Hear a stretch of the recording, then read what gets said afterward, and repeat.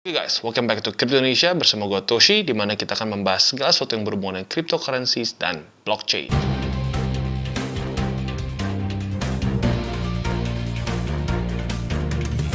Jadi pada hari ini guys, kita akan membahas lagi mengenai Phantom. Karena cukup banyak yang bertanya kepada gue, Bang, Phantom tuh potensinya sebesar apa sih? Ini projectnya selejit apa sih? Fundamentalnya sekeren apa? Dan kebetulan juga memang dalam 3 bulan ini banyak sekali perkembangan yang luar biasa mengenai Phantom. Dan ya otomatis ini sangat menarik dan tentunya akan juga berhubungan terhadap harganya. Jadi langsung saja kita masuk ke videonya. Oke, jadi pada hari ini kita akan membahas lagi mengenai Phantom. Atau mungkin lebih tepatnya kita akan update mengenai Phantom. Karena bisa dibilang dalam 2-3 bulan terakhir ini Phantom memiliki banyak sekali perkembangan-perkembangan yang menarik ya, mulai dari project-project yang bertambah, TVL yang bertambah dengan luar biasa besar dan juga hal-hal lain. Nah, mungkin gua akan recap dulu sedikit mengenai Phantom di sini ya. Jadi seperti yang kalian tahu, Phantom ini ada sekarang cryptocurrency dengan ranking ke-33 di CoinMarketCap ya. Dengan market cap yang besar ya tentunya, 6,8 miliar US dollars. Dan seperti yang kita lihat juga, dia circulating supply-nya itu sudah 80%, which is quite good ya. Berarti selling pressure dari uncirculated supply nggak terlalu ekstrim banyak gitu. Dan kalau kita lihat juga, FTM itu cukup banyak membuat orang tertarik. Kenapa? Karena belakangan ini nge-pump ya. Nah, buat kalian yang sudah ngikutin channel ini dari awal ya, gue sudah mulai ngebahas mengenai Phantom dari sekitar $1.20, berarti ya masih di daerah sini gitu ya, di pump awal nih ya. Jadi bagi kalian yang sudah masuk ke situ mungkin ya sudah profit juga, dan selain itu juga mungkin kalian sudah mendengar video gue mengenai Phantom. Nah, jadi gue udah ada video Phantom pertama gue yang mungkin lebih review secara fundamentalnya begitu. Jadi hari ini spesifik untuk upgrade. Buat kalian yang belum nonton, bisa klik di kanan atas di mana nanti gue kasih cards gitu ya. Oke, yang pertama adalah pertumbuhan atau TVL growth di ekosistem Phantom yang luar biasa cepat ya. Ini data 2021 ya, Juli 2021. Total value lock mereka itu sudah mencapai 306 juta US dollars. Apa itu total value lock? Total value lock adalah berapa banyak uang yang terkunci di DeFi ekosistem dari satu cryptocurrency. Dan di Phantom sudah ada sebesar 306 juta US dollars. Dan yang gilanya, ini adalah peningkatan sebesar 800% dalam 3 bulan terakhir. Nah, kenapa bisa ada perkembangan yang luar biasa cepat? Kenapa? Karena gini, Phantom ini networknya banyak bisa mengattract developer dan project-project karena apa? Yang pertama, dia mudah untuk dipakai. Ya, minimal jauh lebih mudah dipakai dibandingkan dengan Ethereum. Lalu selanjutnya itu jauh lebih murah dibandingkan dengan Ethereum. Dan yang otomatis jauh lebih cepat juga karena dia sistemnya DAG ya. Jadi otomatis dia jauh lebih cepat. Nah, selain dari itu kita lihat juga, dengan network activity yang luar biasa tinggi pun, transaksi dari Phantom itu cost hanya 0,01 alias kurang dari 1 sen gitu ya. Kurang dari 1 sen untuk transaksi di network yang sangat tinggi activity-nya. Sementara kalau kalian coba untuk melakukan transaksi di Ethereum network yang lagi nggak terlalu penuh aja, itu sangat mahal sekali. Buat kalian yang penasaran bisa googling sendiri berapa gas fee di Ethereum gitu ya. Itu menjadi salah satu permasalahan klasik dari Ethereum. Kurang scalable atau mungkin bukan cuma kurang, sangat tidak scalable itu dibandingkan dengan project-project smart contracts yang lainnya, salah satunya seperti Phantom di sini. Dan yang uniknya lagi adalah Phantom ini Ethereum compatible, atau lebih technically speaking, dia itu compatible dengan EVM, yaitu Ethereum Virtual Machine, di mana project-project yang ada di Ethereum bisa diport atau dipindahkan ke Phantom, dan itu banyak sekali terjadi di sini ya. Dan selain dari itu juga ada additional sebesar 77 juta US dollars yang dikunci dalam Phantom Native DeFi Tokens seperti SFTM, WFTM, dan FUSD. Nah, sekarang kalau kita lihat dari 300 juta ini ada di mana saja. Yang paling besar itu dari Curve, yaitu TVL-nya 134 juta US dollars ya. Dan juga ada Spirit Swap itu 20 juta US dollars, Hyperjump 8,7 juta US dollars, ada BV ini 8,47, dan juga ada Tomb Finance itu sebesar 6,8 juta US dollars. Lalu ada juga Reaper Farm itu 6,6 juta US dollars. SushiSwap, nah ini mungkin banyak yang tahu nih ya mungkin yang suka main DEX ya. Kalau yang suka mainnya di Binance mungkin nggak terlalu tahu ya. Jadi SushiSwap ini adalah salah satu DEX yang cukup terkenal ya, dan juga di sini ada juga di Phantom. Kenapa? Karena ya seperti yang gue bilang, lu bisa port dari Ethereum bisa diport ke Phantom. Nah, itu yang membuat adopsinya otomatis naik lebih hebat lagi. Lalu ada Cream Finance juga, ini 5,5 juta US dollars. Waka Finance 5,4 juta US dollars, dan seterusnya. Jadi ya intinya apa? Intinya TVL mereka ini bergerak dengan sangat cepat, dan yang lebih gilanya lagi bahkan nanti di belakang gue jelasin ada juga insentif program bagi dApps dan DeFi yang ingin masuk ke Phantom. Dan bagi pencinta NFT, sekarang Phantom juga memiliki NFT marketnya sendiri yang bernama Artian. Nah, Artian ini sekarang masih beta ya bentuknya. Tapi yang unik dari sini adalah apa? Dia ini ya seperti biasa ya, cepat, open source, dan murah. Dan yang gilanya apa? Zero commission. Tidak ada komisi sama sekali. Dan juga near zero transaction cost. Seperti yang tadi gue bahas ya. Dia sedang dalam peak-peaknya saja atau sedang congested-congestednya saja. Tetap masih sekitar 1 sen. Dan yang gilanya lagi apa? Finalitasnya juga luar biasa cepat. Nah selain dari itu kita bisa lihat nih seperti yang gue tadi bahas dikit ya. 0% si minting fee-nya sangat kecil dan 0% komisi untuk sales. Jadi kurang lebih di Artian ini butuh 10 FTM untuk nge-mint NFT, dan juga seperti yang ditulis ini nggak ada komisi on sales. Dan yang additionally juga di sini creators bisa men-set royalty sebesar apa gitu saat dia nge-mint, dan tentunya itu akan menjadi terus revenue di secondary market. Jadi simpelnya gini, misalnya lu bikin satu NFT nih, NFT A misalnya. NFT A ini lu set komisi misalnya 5%. Jadi setiap kali si NFT ini terjual, pindah tangan, lu dapat selalu royalty sebesar 5%, which is really cool ya. Dan seperti biasa juga ya low cost ya, transaction fee-nya kecil. Dan yang gila lagi apa? Dia juga sudah kerjasama dengan Chainlink di sini. Di mana Chainlink ini, seperti yang kalau kalian sudah nonton video gue mengenai Chainlink, gue jelaskan bahwa Chainlink itu adalah Oracle cryptocurrency, di mana dia akan memberikan data-data on-chain gitu. Nah, kalau begitu caranya berarti apa? Dikerjasama dengan si Chainlink, otomatis data-data dia akan disuplai via Chainlink. Ya, kurang lebih seperti itu. Dan yang lebih keren lagi apa? Dia juga support ERC-721. Nah, ini adalah NFT-nya versi Ethereum ya. Jadi dia juga bukan cuma spesifik punya Phantom sendiri, tapi dia juga bisa menerima NFT dari Ethereum. Jadi itu ya mungkin kenapa gitu, mungkin banyak orang berpikir kenapa harus compatible sama Ethereum. Karena sekarang Ethereum yang paling besar, NFT terbanyak, paling berharga, semua ada di Ethereum gitu ya. Makanya kalau sampai Phantom ini bisa compatible dengan Ethereum, berarti semakin besar market dia gitu ya. Dan yang keren lagi apa? Di Artian ini sama seperti di Solsi ya, dimana kita bisa nge-mint NFT dengan sangat mudah, bahkan nggak perlu coding sama sekali ya. Itu yang keren dari Artian.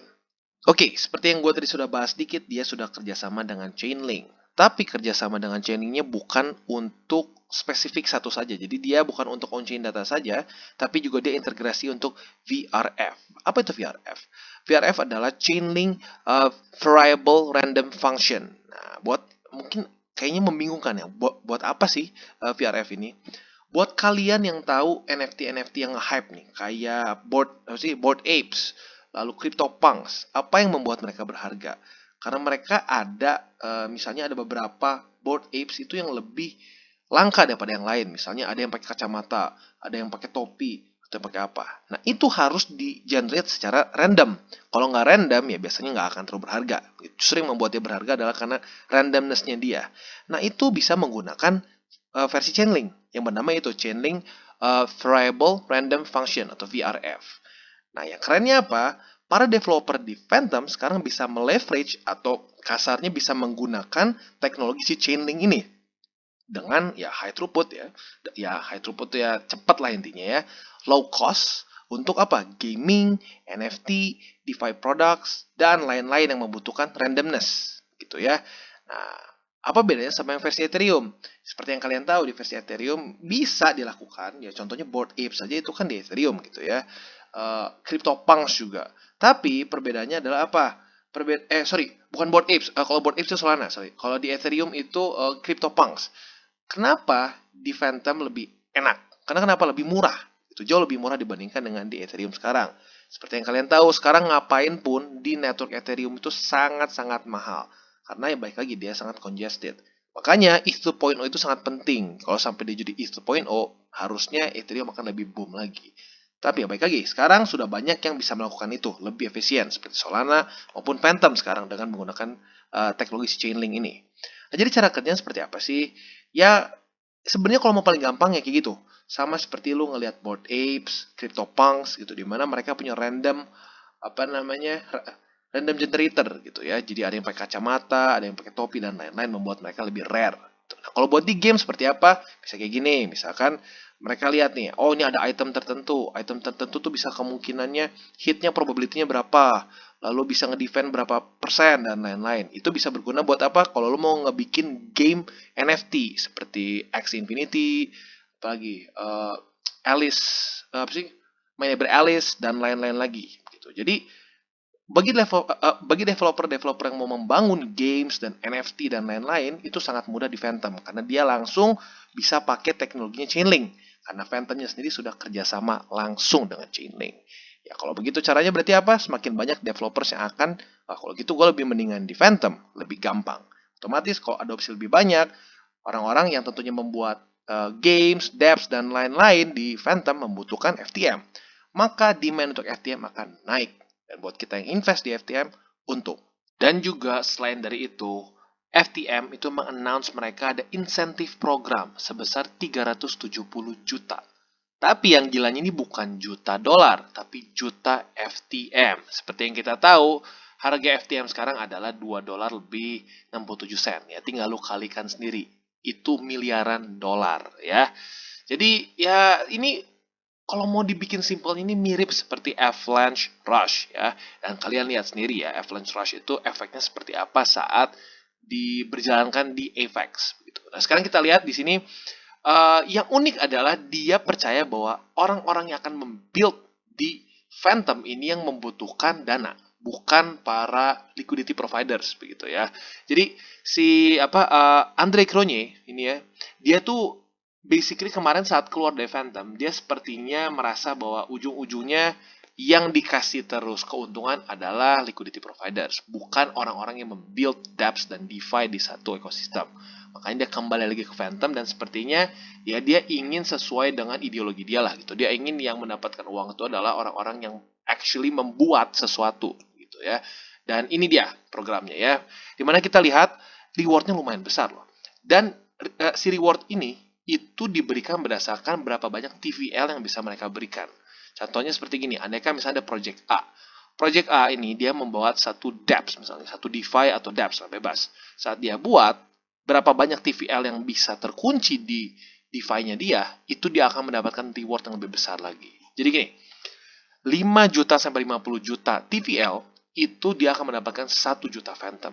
50 juta sampai 100 juta Phantom, 50 juta sampai 100 juta dolar TVL, itu 1,8 FTM, dan seterusnya. Ya. Nah, buat kalian yang mungkin masih bingung TVL, gue sebenarnya sudah jelasin di depan ya. Jadi intinya TVL itu adalah total value lock atau total uang yang terkunci di dalam satu DeFi mereka atau game apapun itu, gitu ya. Nah, otomatis kalau TVL meningkat, yang terjadi adalah apa? Harga dari Phantom atau tokennya ini sendiri gitu ya akan meningkat. Kenapa ya? Karena ada demand untuk orang terus masuk ke dalam ekosistem Phantom.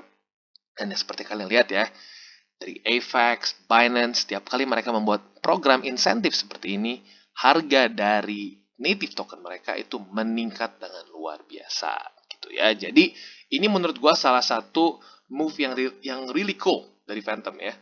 Dan yang terakhir ada Fireblock yang sekarang sudah mensupport Phantom.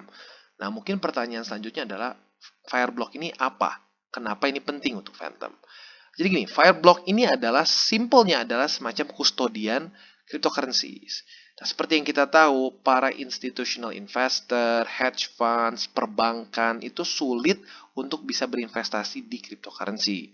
Kenapa? Karena cryptocurrency kurang regulasi. Dan emang ya lumayan benar juga sih, nggak terlalu banyak regulasinya. Maka secara hukum seringkali mereka tidak bisa invest di dalam dunia cryptocurrency. Tapi mereka bisa invest dengan cara apa? Kalau mereka sudah ada intermediarinya atau orang tengahnya. Seperti siapa? Ya, Fireblock. Berarti sekarang Fireblock sudah mensupport Phantom, otomatis lebih dari 500 bank, hedge fund, lending desk, dan financial institution lain bisa invest di Phantom. Otomatis apabila institutional investor mulai masuk ke Phantom, disitulah baru benar-benar Phantom bisa boom harganya ya. Karena gini, berlawanan dengan satu teori yang ini gitu ya. satu teori yang besar mengenai Bitcoin gitu ya, di mana orang rata-rata berpikir yang menguasai Bitcoin itu sampai sekarang adalah whales. Dulu benar, yes, rata-rata whales yang menguasai. Tapi sekarang kalau lo lihat datanya, yang actually memegang power terbesar terhadap harga Bitcoin itu adalah siapa? Institutional investor. Dan arguably yang bisa membuat harga Bitcoin bisa sampai ke sini adalah institutional investor. Maka dari itu, sekarang Phantom sudah bisa diambil atau sudah bisa diinvest oleh para institutional investor, perbankan, hedge fund, itu akan menjadi news yang sangat bagus untuk Phantom ke depannya. Oke, dan sekarang kita akan masuk ke technical analysisnya. Di mana kita lihat kemarin sebenarnya Phantom ini 2 hari lalu ini cukup galau ya. Dia kemarin berhasil resist, tapi kembali lagi market masih belum yakin mau kemana. Akhirnya sekarang kembali turun lagi dan menembus MA20. Jadi sebenarnya PR dari Phantom adalah menembus lagi kembali ya, menembus kembali lagi dari si MA20 di sini. Lebih bagus lagi close kalau bisa engulf dari si previous candle di sini ya. Itu kalau bisa dia close di atas dari opennya berapa di $2.78. $2 beli 76 sen. Itu yang paling bagus untuk Phantom.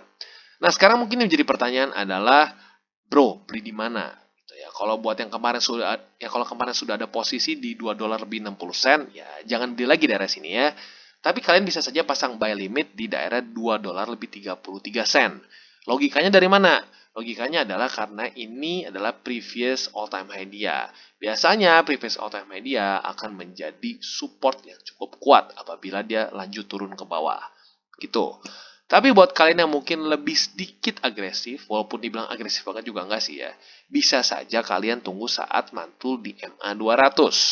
Tapi ingat kuncinya adalah mantul di MA200. Dimana sekarang ada di $2.39. Dan ingat juga, ini moving average. Jadi per berapa lama tentunya, per 4 jam sekali akan ada perubahan gitu ya. Jadi ingat untuk selalu buka chartnya. Jangan langsung cuma pasang buy limit doang yang dua omongin, tapi harus lu lihat lagi ada di mana sekarang MA200-nya ya. Jadi kurang lebih seperti itu untuk Phantom secara technical analisisnya.